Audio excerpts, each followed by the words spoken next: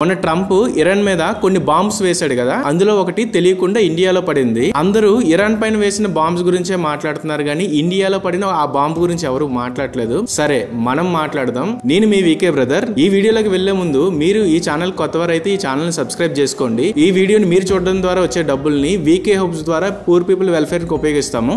So please support us. అసలు ఇదంతా ఎలా మొదలైందంటే, ఇజ్రాయెల్ కి గాజాకి వార్ నడుస్తూ ఉంది. గాజాలో ముస్లిమ్స్ ఎక్కువ ఉంటారు కాబట్టి ఇరాన్ గాజాకి సపోర్ట్ ఇచ్చింది. దాంట్లో భాగంగానే ఇరాన్ ఇజ్రాయెల్ పైన అటాక్ చేసింది. ఇజ్రాయెల్ తో ఎంత అవసరం ఉన్న అమెరికా ఇజ్రాయెల్ కి సపోర్ట్ ఇచ్చింది. ఇరాన్ పైన అమెరికా దాడి చేసింది. ఆ దాడికి కోపం వచ్చిన ఇరాన్ గల్ఫ్ కంట్రీస్ లో ఉన్న ప్రతి యుఎస్ బేస్ ని కూడా నాశనం చేస్తానని వార్నింగ్ ఇచ్చింది అమెరికాకి. ఆ వార్నింగ్ భయపడిన ట్రంప్ ఇజ్రాయెల్ పైన ఒత్తిడి తీసుకొచ్చి బలవంతంగా సీజ్ ఫైర్ అయితే తీసుకొచ్చాడు. సీజ్ ఫైర్ అయితే బలవంతంగా తీసుకొచ్చాడు. కానీ ఈ రోజు మార్నింగ్ కూడా ఇరాన్ కొన్ని యుఎస్ బేసెస్ లైక్ కువైట్ లో అండ్ అదర్ గల్ఫ్ కంట్రీస్ లో కొన్ని పైన దాడి చేసింది. తర్వాత సీజ్ ఫైర్ కి అగ్రి అయింది. ప్రజెంట్ అయితే ఎలా నడుస్తూ ఉంది. యాక్చువల్ గా చిన్నపిల్లల్లాగా ఇరాన్ అండ్ ఇజ్రాయెల్ కొట్టుకుంటుంటే ఏం సంబంధం లేకుండా తన స్వార్థం మాత్రమే చూసుకొని అమెరికా వచ్చి ఎప్పుడైతే ఇరాన్ న్యూక్లియర్ ప్లాంట్స్ పైన దాడి చేసిందో అప్పటి నుంచి ఇదంతా కలిపి ఒక లెవెల్ కి వెళ్ళిపోయింది. ఇరాన్ ని కంట్రోల్ చేయడానికి అమెరికా తన దగ్గర ఉన్న most dangerous weapon B-2 spirit bomber jet ని పంపించాడు. దీన్నే గోస్ట్ ఆఫ్ ది స్కైస్ అని కూడా అంటారు. ఇది ఎంత డేంజర్ అంటే రాడార్ కనిపించదు, ఎక్కడి నుంచి వచ్చిందో తెలియదు, ఎలా బాంబ్ వేసిందో తెలియదు, ఎలా వెళ్ళిందో కూడా తెలియదు. అంత హై టెక్నాలజీ జెట్ ఇది. GBU-57 bunker buster bomb. ఇది ఒక్కొక్కటి 14,000 కిలోలు ఉంటుంది. ఇది ఎలా పనిచేస్తుందంటే, ఇది ఉన్న బరువుకి అది వచ్చే వేగానికి భూమి లోపల 60 మీటర్ల కంటే ఎక్కువ దూరంలో ఉన్న టార్గెట్స్ ని కూడా ఈజీగా బ్లాస్ట్ చేయగలుగుతుంది. లైక్ ఏదైనా టన్నల్స్ లో ఉన్న బాంబ్స్ గానీ, మనం అనుకున్నట్టు ప్లాంట్స్ గానీ, ఆర్మీ సోర్సెస్ గానీ ఏదైనా కావచ్చు. సో ఈ స్పిరిట్ బాంబర్ జెట్ ని అండ్ బంకర్ బస్టర్ బాంబ్ ని ఉపయోగించే మొన్న ఇరాన్ లో జరిగిన ఫార్డో అండ్ ఇంకా 2 ప్రాంతాల్లో ఉన్న న్యూక్లియర్ ప్లాంట్స్ పైన దాడి చేశారు. వీటిపైన దాడి చేయడానికి కూడా చాలా స్ట్రాటజీస్ అయితే వాడారని అమెరికా చెప్తుంది. సో ఈ దాడి తర్వాత ఏమైందంటే, ఇరాన్ కోపంగా ఒక డెసిషన్ తీసుకుంది. ఈ గల్ఫ్ కంట్రీస్ ఏవైతే ఉన్నాయో గల్ఫ్ కంట్రీస్ లో ఉన్న ఈ యుఎస్ బేసెస్ పైన దాడి చేస్తామంటూ ఇరాన్ ప్రకటించింది. సో ఇరాన్ ప్రకటించినట్టుగానే కొన్నిటిపైన ఇవాళ మార్నింగ్ దాడి చేసింది. దానికి ముందే ట్రంప్ సీజ్ ఫైర్ అయితే అనౌన్స్ చేశాడు. అయితే మనకి ఇక్కడ ఒక డౌట్ రావచ్చు, యుఎస్ కి సంబంధించిన బేసెస్ గల్ఫ్ కంట్రీస్ లో ఎందుకు ఉన్నాయని. జనరల్ గా యుఎస్ అనేది మోస్ట్ పవర్ఫుల్ కంట్రీ కాబట్టి యుఎస్ తన ఆర్మీ అవసరాల కోసం కొంచెం దూరం ఎక్స్పెండ్ అవడం కోసం డబ్బులు ఇచ్చి మరి కొన్ని సార్లు బేసెస్ ని పెట్టుకుంటుంది. కానీ ఈ కువైట్ విషయంలో ఏం జరిగిందంటే, కువైట్ చాలా చిన్న కంట్రీ కాబట్టి అండ్ కువైట్ కి కొంత రక్షణ అవసరం కాబట్టి అమెరికాకి డబ్బులు ఇచ్చి మరి అమెరికా బేస్ ని పెట్టించుకుంది కువైట్ ని సేఫ్ గా ఉంచుకోవడం కోసం. ఇప్పుడు ఇరాన్ ఏం చేసిందంటే, ఆ కువైట్ లో ఉన్న యుఎస్ బేస్ పైన దాడి చేసింది. ఇన్ఫాక్ట్ ఇది యుఎస్ పైన జరిగిన దాడి అయితే కాదు, ఇది కువైట్ పైన జరిగిన దాడి కింద మనం అనుకోవచ్చు. ఆ దాడి జరిగిన తర్వాత అరబ్ కంట్రీస్ అన్ని కలిపి ఇరాన్ పైన ప్రతి దాడి తీర్చుకుంటామని కూడా ట్వీట్ చేశాయి. మరి సీజ్ ఫైర్ అయితే ఇప్పుడు నడుస్తుంది కానీ ఇంకా ముందుకు రెస్పాన్స్ ఎలా ఉంటుందో మనం కూడా చూడాలి. సో ఇప్పుడు ఇది ఎలా నడుస్తుంది కానీ ఇండియా పైన పడిన బాంబ్ ఏంటో మనం మాట్లాడుకుందాం. మొన్న యుఎస్ ఇరాన్ పైన బాంబ్స్ వేసిన తర్వాత ఇరాన్ ముందుగా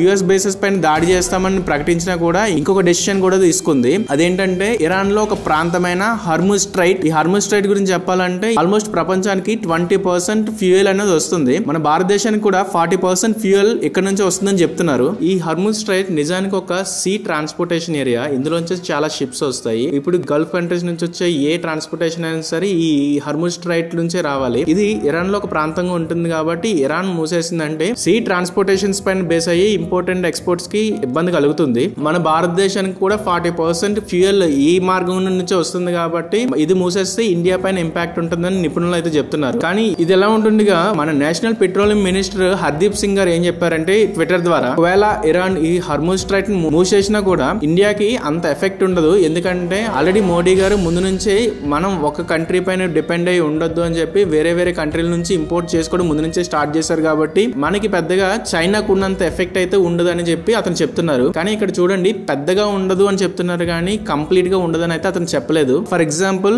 ఉక్రెయిన్ అండ్ రష్యా మధ్య యుద్ధం స్టార్ట్ అయినప్పుడు అమెరికా రష్యా పైన శాంక్షన్స్ విధించింది. దాంతో రష్యా ఆల్మోస్ట్ నాటో కంట్రీస్ కి తన ఎక్స్పోర్ట్స్ ఆపేసింది. ఆ టైంలో ఈ ఫ్యూయల్ కి సంబంధించిన ఇంపోర్ట్స్ అన్ని కూడా చాలా తక్కువ రేటుకే మనమే ఇంపోర్ట్ చేసుకున్నాం. కానీ మనకి ఎక్కడ ఫ్యూయల్ రేట్ తగ్గలేదు, ఇంకా పెరిగింది. కానీ ఇప్పుడు మాత్రం ఇంపోర్ట్స్ అయితే ఉన్నాయి. ఆ టైంలోనే హర్ముజ్ స్ట్రైట్ ముగిసిపోతుంది కాబట్టి ఇండియా గవర్నమెంట్ 73 రోజుల వరకు ఫ్యూయల్ రిజర్వ్స్ అయితే ఉన్నాయని చెప్తుంది. సో ఈ 73 రోజుల తర్వాత అయితే ఫ్యూయల్ అయినా పెరగడానికి అవకాశం ఉంది కదా. ఇప్పుడు జరుగుతున్న పరిణామాలు చూస్తే సీజ్ ఫైర్ అయితే వచ్చింది కానీ కంప్లీట్ గా యుద్ధం అయితే ఆగిపోయినట్టుగా ఈ రెండు దేశాలు ఇంకా ప్రకటించలేదు. వాళ్ళ మధ్యన అయితే డిస్కషన్ నడుస్తుంది. మళ్ళీ యుద్ధం అయితే కంటిన్యూ అయితే అవ్వచ్చు. కానీ ఇరాన్ ఇప్పటికీ కూడా ఈ హర్ముజ్ స్ట్రైట్ అయితే మూసేసింది కానీ ఇంకా తిరిగి ప్రారంభిస్తానని కూడా ఇంకా ప్రకటన అయితే చేయలేదు. సో ఈ మొత్తం దాడిలో మన మీద పడిన బాంబు ఏంటంటే ఈ హార్ముజ్ స్ట్రైట్ ని మూసేసిన తర్వాత మన దేశానికి ఈ ఆయిల్ రాకపోతే డీజిల్ అండ్ పెట్రోల్ చార్జెస్ పెరిగే అవకాశం ఉంది. డీజిల్ అండ్ పెట్రోల్ చార్జెస్ పెరిగితే క్యాబ్, ఆటో, బస్ ఇలా ట్రాన్స్పోర్టేషన్ చార్జెస్ కూడా పెరుగుతాయి. సో ఇండస్ట్రీస్ కూడా ట్రాన్స్పోర్టేషన్ రేట్ పెరిగితే దాని యొక్క ఇంపాక్ట్ ప్రొడక్ట్ యొక్క ప్రైస్ మీద పెరిగి ప్రైసెస్ కూడా పెరగడానికి అవకాశం ఉంది. సో ట్రాన్స్పోర్టేషన్ తో అన్ని లింక్ ఉంటాయి కాబట్టి ఇంకా నిత్యావసరాల వస్తువులు పెరగడానికి అవకాశం ఉంది. కూరగాయలు, బట్టలు ఇంకా మొత్తం అన్ని రేట్లు పెరగడానికి అయితే చాలా అవకాశం ఉంది. మరి ఇప్పుడు ఇది బాంబే కదా, ఆ దేశాలని కొట్టుకుంటే మనకి ఏ సంబంధం లేకపోయినా మన జేబులో శబ్దం లేకుండా ఒక బాంబు పేలుతుంది. ఇప్పుడు ఇదంతా ఎందుకు చెప్తున్నానంటే మొన్న మన ప్రాంతంలోకి వచ్చి మన వాళ్ళని చంపేసిన వాళ్ళపైన మనం నిజాయితీగా యుద్ధం చేస్తుంటే ఈ ట్రంప్ వచ్చి మన పైన శాంక్షన్స్ పెట్టి అండ్ ట్యాక్సెస్ విధించి మనల్ని బెదిరించి బలవంతంగా యుద్ధాన్ని ఆపేశాడు. మళ్ళీ పీస్ అనే పదాన్ని కూడా వాడాడు. తాను ఒక శాంతి కాముకుడిలా చెప్పుకున్నాడు. ఇప్పుడు మాత్రం ఇజ్రాయెల్ తో ఎంత అవసరం ఉంది కాబట్టి ఇరాన్ పైన ఎంతో భయంకరమైన బాంబ్స్ వేసి దాడి చేశాడు. మళ్ళీ యుఎస్ బేసెస్ పైన ఇరాన్ ఎక్కడ దాడి చేస్తుందేమో భయపడి ఇమీడియట్ గా సీజ్ ఫైర్ అనే ఒప్పందాన్ని తీసుకొచ్చి మళ్ళీ తానే ఈ రెండు దేశాల మధ్య శాంతి కుదిర్చినట్టు చెప్తున్నాడు. ట్రంప్ ఒక మంచి బిజినెస్ మ్యాన్ అని అందరికీ తెలుసు. పాకిస్తాన్ తో అవసరం ఉంది కాబట్టి ఇండియా పాకిస్తాన్ వార్ లో పాకిస్తాన్ ఎక్కువ నష్టపోతుందని తనకు తెలుసు కాబట్టి బలవంతంగా మనల్ని బెదిరించి వార్ను ఆపేశాడు. యుఎస్ లో ఉన్న కంపెనీస్ ఇండియా వస్తే ఇండియా ఇంకా బలపడుతుందని తెలుసు కాబట్టి ఆ వచ్చే కంపెనీలకి ట్యాక్సీల పేరుతో భయాన్ని చూపించాడు. ఇప్పుడు ఇజ్రాయెల్ తో తనకు చాలా అవసరం ఉంది కాబట్టి ఇరాన్ పై ఆలోచించకుండా బాంబ్స్ కూడా వేశాడు. ఇరాన్ ఇచ్చిన వార్నింగ్ తో గల్ఫ్ కంట్రీస్ లో ఉన్న తన బేసెస్ కి డ్యామేజ్ అయితే కొన్ని వేల కోట్ల నష్టం అమెరికాకి వస్తుంది కాబట్టి ఇజ్రాయెల్ ని బలవంతంగా ఒప్పించి మరి ఈ రోజు సీజ్ ఫైర్ తీసుకొచ్చాడు. సో ఏ కంట్రీస్ వాళ్ళ స్వార్థం వాళ్ళు చూసుకుంటున్నారు, కానీ ఈ ట్రంప్ మాత్రం కంట్రీస్ మధ్య టెన్షన్ తీసుకొచ్చి వార్స్ ని తన స్వార్థం కోసం వాడుకొని సుప్రీం లాగా అవుదామని గేమ్స్ ఆడుతున్నాడు. నిజానికి అమెరికా ఒక సుప్రీం పవర్ స్టేజ్ లో ఉంది కాబట్టి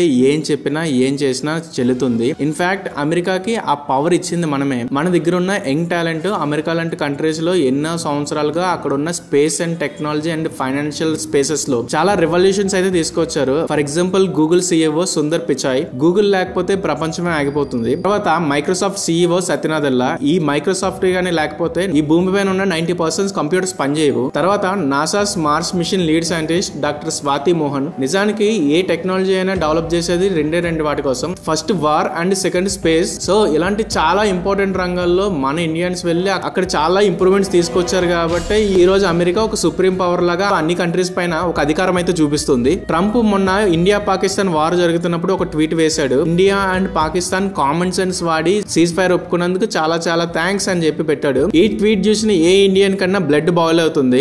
మన ప్రాంతంలోకి వచ్చి మన వాళ్ళని చంపిన పాకిస్తాన్ ని దెబ్బ తగిలినా సరే ధైర్యంగా నిలబడి పోరాడుతున్న ఇండియాని కలిపి ఒకేలా ట్రీట్ చేయడం ఏ ఇండియన్ కి కూడా నచ్చలేదు. అలా పొగరుగా మన పైన అధికారం చూపించాలనుకున్న ఏ దేశానికైనా సరే మన భారతదేశం సత్తా చూపించాల్సిన అవసరం చాలా ఉంది. మన దేశంలో ఉన్న టాలెంట్ ని అమెరికా లాంటి కంట్రీస్ చాలా బాగా యూజ్ చేసుకోగలుగుతున్నాయి. కానీ మనం తప్ప మన నాలెడ్జ్ ని, మన టాలెంట్ ని, మన ప్రొడక్ట్స్ ని మన దేశంలో మన ఇండియన్స్ కోసం వాడితే మన పైన ఎవడు బాంబు వేసినా, మన పైన ఎవడు టారిఫ్ పెట్టినా మన దేశం ధైర్యంగా నిలబడగలదు. ఎందుకంటే ఇండియా అకారణంగా ఎవరిపైన దాడి చేయదు. ఒకవేళ ఎవరైనా దాడి చేస్తే ఊరికినే ఊరుకోదు. సో ఇప్పటికైతే సీజ్ ఫైర్ అయితే నడుస్తుంది. కానీ సౌదీ అరేబియన్ కంట్రీస్ ఇరాన్ చేసిన దాడికి సీరియస్ అయ్యి మేము కూడా ప్రతిదాడి చేస్తాను అంటున్నారు. కాబట్టి ముందు అప్డేట్స్ లో ఏం జరుగుతుందో మనం వేచి చూడాలి. ఇప్పటికైతే ఇవే అప్డేట్స్. ఈ వీడియో ద్వారా మీకు కొన్ని విషయాలు అయితే తెలిసే అనుకుంటున్నాను. మీరు ఈ వీడియో చూడడం ద్వారా వచ్చే డబ్బుల్ని వీకే హోప్స్ ద్వారా పేద ప్రజలకు ఉపయోగించడం జరుగుతుంది. అసలు ఈ వీకే హోప్స్ అంటే ఏంటి, ఈ వీకే హోప్స్ ద్వారా పూర్ పీపుల్ కి ఎలా హెల్ప్ జరుగుతుంది, మీకు